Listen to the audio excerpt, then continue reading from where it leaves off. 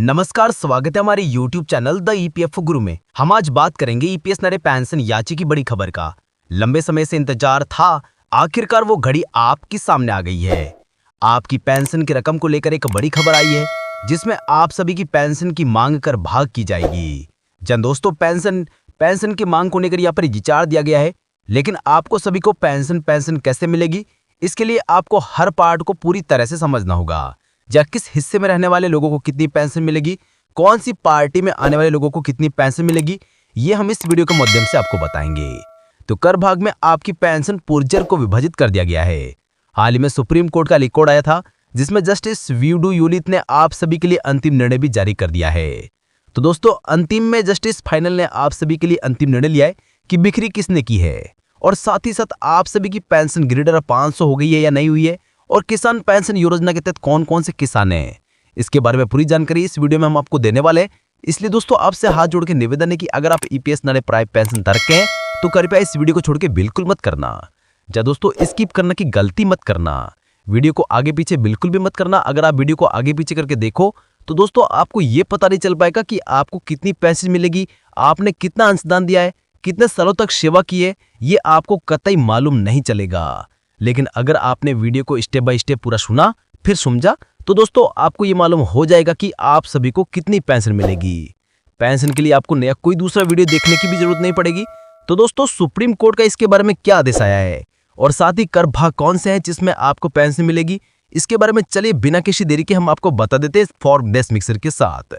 लेकिन इससे पहले निवेदन रहेगा कि वीडियो को लाइक करके अपने यूपीएस नरे 5 पेंशन धारक दोस्तों के साथ इसे शेयर जरूर करें, ताकि वो भी ईपीएस नरे 5 पेंशन की हर बड़ी अपडेट सबसे पहले दे सके।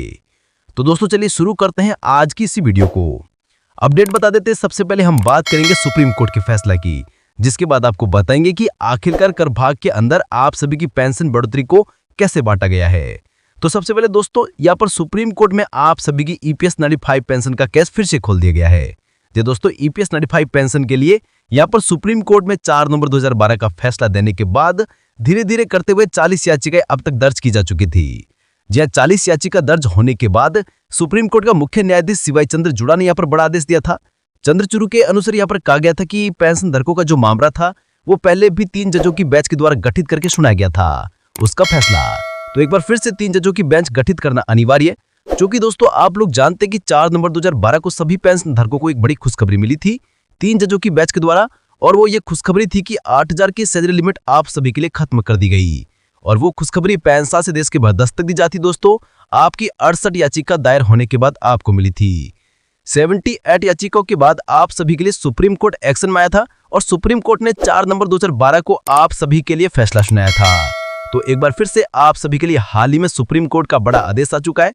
सुप्रीम कोर्ट ने दोस्तों, संसद का जब मानसून सत्र शुरू हुआ था तभी आप सभी ईपीएस नरे 5 पेंशन धारकों के लिए ये घोषणा की थी कि जो 4000 याचिकाएं हो चुकी है, उन याचिकाएं पर 3 जजों की बेंच का फिर से गठन किया जाएगा, जिसमें दोस्तों एक मानसून का सांसद का इंसर्ट बन दिए। एक बार फिर से 3 जजों की बेंच का गठन किया गया, जिसमें मुख्य न्यायाधीश से ललित थी, उसके बाद अनिरुद्ध बसु और सुधांशु धूलिया 3 की पीठ थी, और इस तीनों की पीठ ने 40 अलग अलग मामलों को देखा, अलग अलग सुनवाई की। मुख्यतः दोस्तों, यहाँ पर आप सभी के लिए लगातार सुप्रीम कोर्ट के अंदर 7 दिन तक सुनवाई की गई। 7 दिनों की सुनवाई करने के बाद यहाँ पर आप सभी का जो अंतिम फैसला था वो सुप्रीम कोर्ट की 3 जजों की बेंच के बाद निलंबित रख दिया गया था, सुरक्षित कर दिया गया था, और ये सांसद के मानसून सत्र के अंदर ही काम हुआ था। अब सांसद का मानसून सत्र समाप्त हो चुका है, तो एक बार फिर से आप सभी के लिए ईपीएस नरे 5 पेंशन धारकों के लिए सुप्रीम कोर्ट का बड़ा आदेश आ चुका है, जिसमें सुप्रीम कोर्ट ने बड़ा आदेश ये दिया कि पेंशन धारकों को हुई सेवानिवृत्ति आयु के साथ किसी भी प्रकार का भेदभाव नहीं करना चाहिए, जिसमें सुप्रीम कोर्ट ने काफी एक बार फिर से और सभी कोर्ट के लिए बड़ा आदेश दे दिया है। सरकार ने काम किया है, चाहे वो 2004 से पहले का रिटायर्ड हुआ हो, चाहे 2006 से पहले का रिटायर्ड वो कर्मचारी हो, चाहे 2006 के बाद का हो, 2014 के पहले का हो, 2014 के बाद और पहले दोनों रिटायर्ड हुए पेंशन धारकों के साथ उनकी रिटायरमेंट आयु के आधार पर कभी भी भेदभाव नहीं किया जा सकता। भेदभावपूर्ण की नीति को एक बार फिर से सुप्रीम कोर्ट ने बिल्कुल से नकार दिया है, और सुप्रीम कोर्ट ने सरकार ईपीएफ को ये हिदायत दे दी है कि जल्द से जल्द सभी पेंशन धारकों को समान पेंशन देने का प्रावधान सरकार के द्वारा किया जाए। उन्होंने एक नोटिस भी जारी किया, तो सरकार कब इस नोटिस पर अपना एक्शन लेगी, कब तक लंबे समय दिया दोस्तों, अभी तक साफ नहीं हो पाया है। लेकिन सुप्रीम कोर्ट की तरफ से आप सभी के लिए ईपीएस नरे 5 पेंशन धारकों के लिए बड़ा आदेश सामने निकल कर आ चुका है। और इस आदेश की कॉपी दोस्तों अभी तक जारी नहीं की गई है। आपकी जो पेंशन बिल सर्विस है वो दोस्तों 15 से 25 साल के बीच में है, तो जो आपको एवरेज पेंशन मिलेगी दोस्तों वो मिलेगी 315 से लगाकर 5-6 के बीच में। यानी कि आपने 15 साल योगदान दिया है तो दोस्तों आपको RS 325 की पेंशन मिलेगी। आपने 20 साल तक का योगदान किया है तो आपको 4,718 रुपए की पेंशन मिलेगी। और दोस्तों आपने अगर 25 साल तक का योगदान किया है तो दोस्तों आपको 5,066 रुपए की पेंशन मिलेगी। लेकिन इन 15 और 25 के बीच की जो एवरेज पेंशन मानी जा रही है वो दोस्तों आप सभी के लिए एवरेज पेंशन 4,200 से आप सभी को मिलेगी। लेकिन इसके लिए आपको जो करंट पेंशन में 15,000 की सैलरी लिमिट है, सीलिंग जो है उसके आधार पर अगर आपने 20 साल तक का योगदान किया है तो ही दोस्तों आपको ये पेंशन मिल पाएगी। वही दोस्तों तीसरी भर्ती की बात करें तो कौन से मग हैं जिनको यहाँ पर 30 साल तक अगर उन्होंने कंट्रीब्यूशन किया है, 25 से 30 साल या 30 से थोड़ा बहुत ज्यादा उन्होंने कंट्रीब्यूशन किया है तो उनको कितनी पेंशन मिलेगी। तो जिन्होंने 30 साल तक का कंट्रीब्यूशन किया है तो उसे 7,000 की समथिंग पेंशन मिलेगी। और जिन्होंने 35 साल का कंट्रीब्यूशन किया है तो उन्हें फिक्स पेंशन 7,500 की पेंशन मिलेगी। चूंकि पेंशन धारकों की पिछले लंबे सालों से यही मांग थी कि 7,500 प्लस डीए पेंशन धारकों का मंजूर किया जाए। तो दोस्तों मंजूर तो 7,500 प्लस डीए हो चुका है, लेकिन सभी पेंशन धारकों का 7,500 प्लस डीए मंजूर नहीं किया गया है। उन पेंशन धारकों का 7,500 प्लस डीए मंजूर किया गया है जिन्होंने यहाँ पर 30 साल से अधिक 35 साल तक का कंट्रीब्यूशन या फिर 35 साल तक की जो पेंशन बिल सर्विस है वो यहाँ पर कर दी है, तो उन्हें ही ये पेंशन प्रोवाइड करवाई जाएगी। ऐसा दोस्तों यहाँ पर सर्कुलर के अंदर भी बताया गया है और तीसरे भाग के आधार पर आप सभी को बताया गया है।